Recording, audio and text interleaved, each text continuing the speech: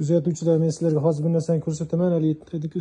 Rosa charchab o'tib ketganda miyadagi charchavlarga bor yo'qol anaqa didonni qaranglar, yumshoqqina.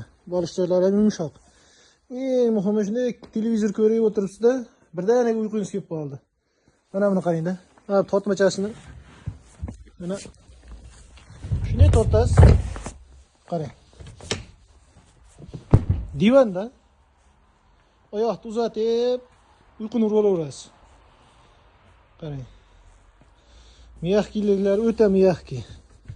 Yumshoqqina, rassa hordiqni chiqaradigan ham divan bo'ladi, ham divan kreslo. Kerak emas peteni shunday tiqasiz, qarang. Yo'qda. Nihoyatda mustahkam ishlangan. O'ta go'zal. Mana bu yerlarga qo'lni qo'yib, yonboshlab, bemalol davomlab hordiq chiqarsa chiqaradigan narsa, qarang.